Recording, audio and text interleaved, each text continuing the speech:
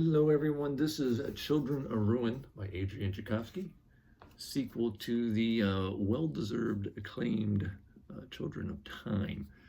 This one doesn't deserve quite as much acclaim, though it is still a good book, and I'm going to continue the series. This one, however, has a couple issues. One, I didn't read Game of Thrones the books. I did watch the TV series from start to finish. And you have a huge cast of characters, and they all get development and arc and so on.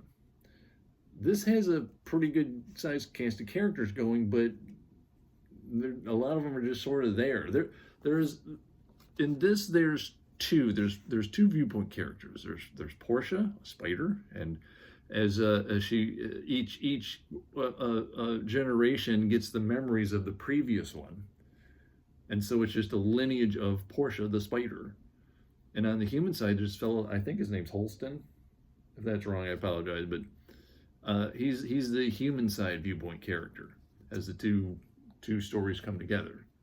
And there's a descendant of Holston in this one, and she's just sort of there. We don't learn much about her. I mean, she thinks her way through problems, but it wasn't the same. There's not much there. There's a Portia. I don't know, she's just there. And they team up, they get caught at one point and have to work their way through problems. It's not uninteresting. It's just that it wasn't as deep as what's going on in here for those characters. So there's the human spiders on one side living together. It's mass hysteria.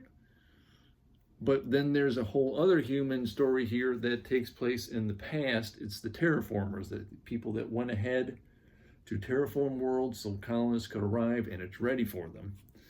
And there's two characters there. One is the head honcho, and he's basically a politician. He's looking for flags and footprints. And the other one is this scientist who his attitude is, well, if I'm doing something wrong, why isn't anyone stopping me? So I'll just keep doing it. And in this case, he's not as interested in terraforming. He's interested in octopi. This is about uplifting spiders. This is about uplifting octopuses. And he makes them intelligent. And they don't, this one is, the spiders, they cooperate, but they cooperate out of fear. Well, I guess that almost is the same thing. It's just that it was a hierarchy, a matriarchy, and everybody was in line. In the octopuses, they're not that cooperative. They're not as much of a team. They do work and get things done, but as soon as someone disagrees, it's a physical fight and a confrontation, and it's more chaotic. And maybe that fits with the overall tone of the book, because the book itself is a little more chaotic. It's a little more fragmented. It's not as well ordered as the previous. And those are things that, again, it counted against it, but didn't destroy the book for me.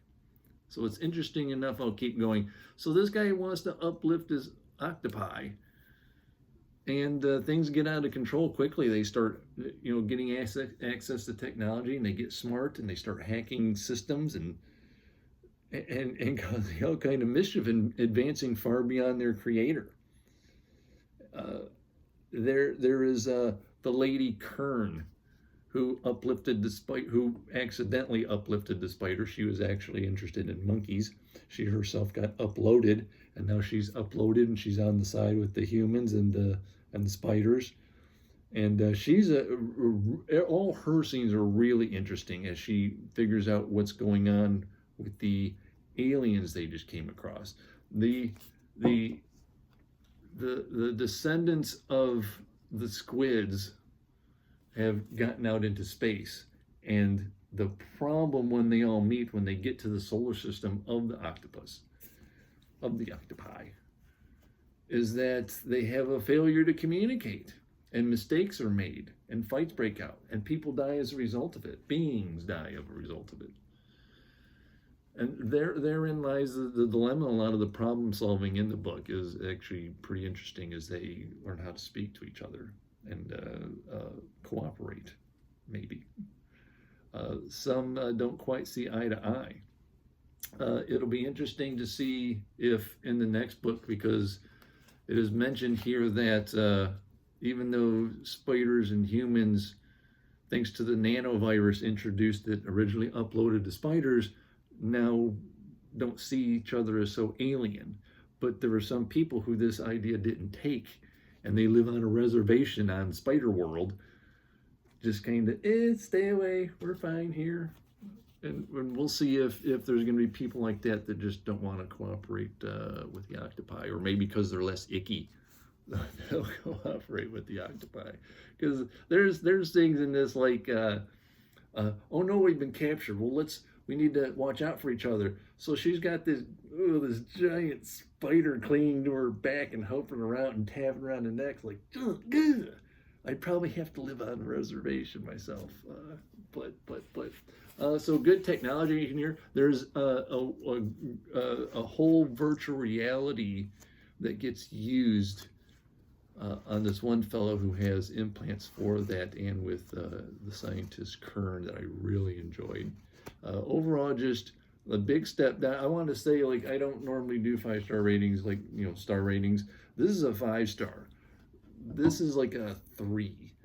And so I almost thought maybe I don't want to go on, but there's enough there that I'm curious about, and hopefully Children of Memory is not as big a step down. Let's see how that goes. If I'm not mistaken, this is pretty much typical. Everyone loves this. Not this one so much. If that bothers you, like, well, I'm not getting into that trilogy, you don't have to read them all. This one, the first book, is a good standalone. It has a nice ending. You can be done with it. So if you want to read this by itself and not worry about the rest, you can, and it'll still pay off really well. It's outstanding reading.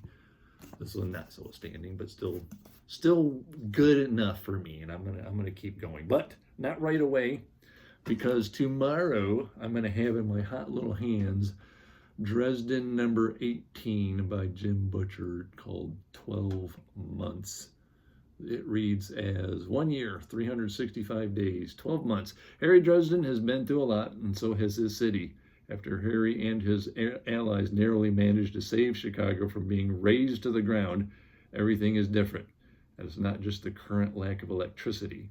In the battle, Harry lost people he cared about, and that's the kind of loss that takes a toll. Harry being Harry, he's doing his level best to help the city and his friends recover and rebuild, but it's a heavy load, and he needs time. But time is one thing Harry doesn't have.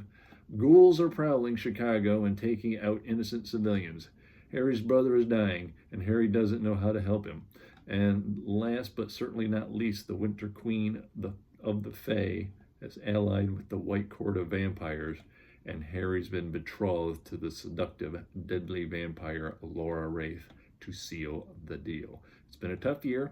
More than ever, the city needs Harry Dresden, the wizard, but after loss and grief, is there enough left of Harry Dresden, the man, to rise to the challenge?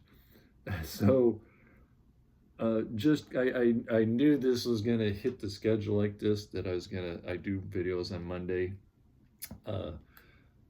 Barnes & Noble puts their books out on Tuesdays, and since I got to work tomorrow, I didn't want to have to go after work to go to Barnes & Noble and get it, because my schedule's kind of tight. So I ordered it off Amazon. Good, I'll get it tomorrow. Sure enough, I did go to a Barnes & Noble today to get something else, and there's 12 Months just sitting there right in front of me in a big pile on a table all its own. Gee, thanks. So what do I got to do? How am I supposed to know when they're actually going to put their crap out on the damn tables so I can get it? I favor Barnes & Noble, but you're not helping with what day are you going to put it out on, at least for me, because of my schedule and how it works. That's okay. I'll live. I'll get over it. Hopefully, I don't know if it's a chunker or not. Let's see real quick. How many pages? 480, so that's not a chunker, so I might be able to get it done in time for a video next week. Then after that, I got one other book I'm going to read. I might make a genre switch to fantasy. Matter of fact, I went in to get a book. I drove far away because I needed 3 things. I had errands to run.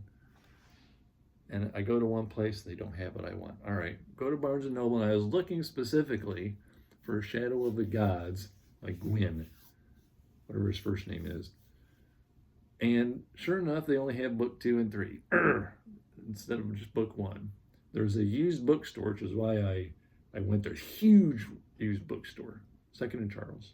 Go in, what do they got? Yeah, book 2 and 3, not book 1.